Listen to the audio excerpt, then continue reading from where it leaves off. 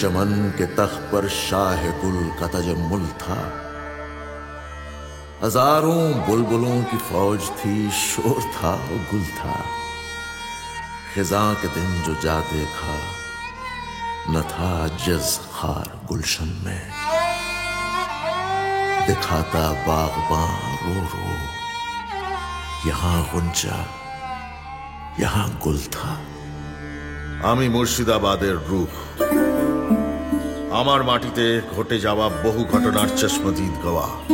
আজ আপনাদের শোনাবো বাংলার ইতিহাসের এক রক্তঝরা সময়ের দাস্তান।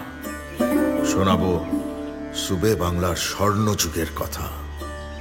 তার শেষ স্বাধীন নবাব সিরাজউদ্দৌলার দীর্ঘশ্বাস আজও সন্ধ্যার অন্ধকারে ভেসে বেড়ায় এই মতিঝিলের বাতাসে। আপনারা হয়তো জানেন না, নওয়াজিস মোহাম্মদ সৃষ্টি করেছিলেন এই মতিঝিল। ভাগীরথীর শুকিয়ে যাওয়া অংশ থেকে তৈরি হয় এই ঝিল, আর গৌড়ের ধ্বংসস্তূপ নিয়ে এসে তৈরি হয় প্রাসাদ।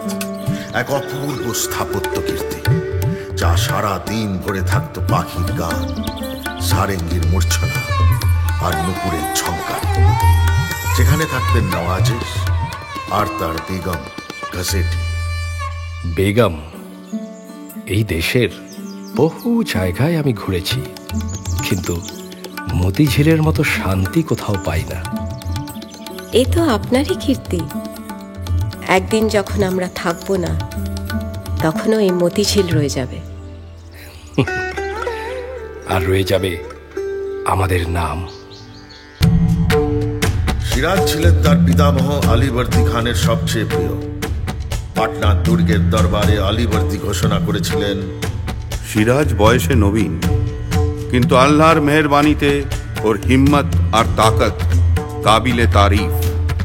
সুবে বাংলার জন্য ও প্রাণ দিতে পারে। তাই আমার পরে আমার দৌহিত্র সিরাজই হবে বাংলা, বিহার, উড়িষ্যার মসনদের অধিকারী।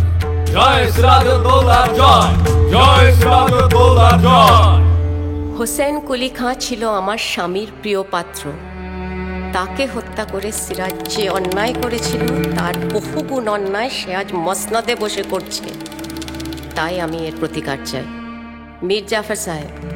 বেগম সাহেবা, নবাবকে আমি অনেক বুঝিয়েছি, কিন্তু কোনো ফল হয়নি। উনি আমাদের কথা কানেই তোলেন না। বহু লোককে বেইজ্জত করেছেন। জগৎ শেঠ, আপনি বলুন। আগে হ্যাঁ বেগম সাহেবা, নবাব আমাকে হুকুম করেছিলেন ইউরোপীয় ব্যবসায়ীদের কাছ থেকে 3 কোটি টাকা আদায় করতে। আমি যখন বলি এই কাজ অসম্ভব, উনি সবার সামনে আমাকে চর মেরেছেন। ছি, এই ঘমন্ড, এই গুস্তাখি খুদাও মাফ করবেন না। আপনি কি বলেন ক্লাইভ সাহেব? That Subedar has grown in arrogance after being crowned. He is a perfect nuisance. He's also accusing us of unfair trade practices. Mr. Watts here can bear testimony to that. He has recently suffered at his hands. Quite right. The Nawab has ordered us to destroy the fortified walls at Calcutta and not make any further constructions without his permission. He wants to dictate us and the way the East India Company trades. Kintu, uhake amra manibo na. We ask for your help in this matter, respected Begum Sahiba. আজ আপনাদের এই তকলিফ দেওয়ার এটাই কারণ, সিরাজকে না সরালে বাংলার আর আমাদের অনেক দুর্গতি আছে। নবাবের মোকাবিলা করা অত সহজ নয়।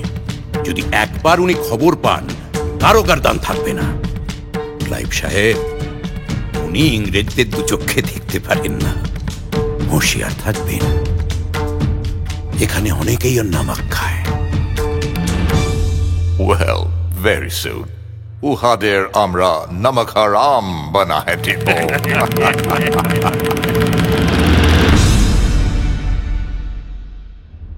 Admiral Watson, this is intolerable. We must teach the Nawab a lesson he'll never forget. All right, sir. But we must proceed with caution.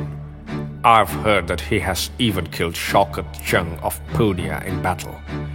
I suggest that we send a message to Mir Jafar, Chakat Seth, Omichand, and others asking for a secret meeting. 23 June 1757 শুরু হলো পলাশির যুদ্ধ।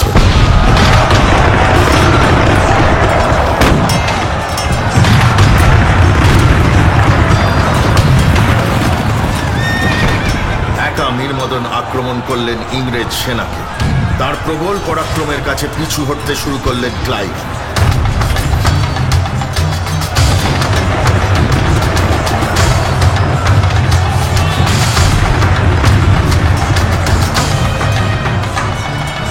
ঠিক এই সময় নামলো অঝোর বৃষ্টি। ইতিহাসের কান্নায় ভিজে গেল পলাশির প্রান্তর, তার সঙ্গে ভিজে গেল সিরাজের সমস্ত গোলাবারুদ। কিন্তু লড়াই ছাড়লেন না মীরমদন। বাহাদুর, ইংরেজ ভেবেছে আমাদের গোলা বারুদ খতম মানে আমরাও খতম। আজ ওদেরকে গলত সাবিত করবার দিন। তোমরা এক একজন 10 ইংরেজের ওপর ভারী। ভাইও, আজ দেখিয়ে দাও সুবে বাংলার তাকাত। শেষ রক্তবিন্দু দিয়ে লড়াই করো নবাবের জন্য, বাংলার জন্য। আক্রমণ!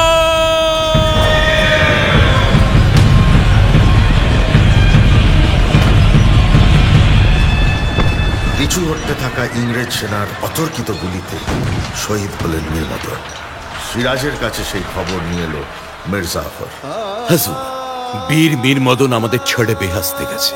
মির্জাফর, আমি বুঝতে পারছি না আমাদের কি করা উচিত।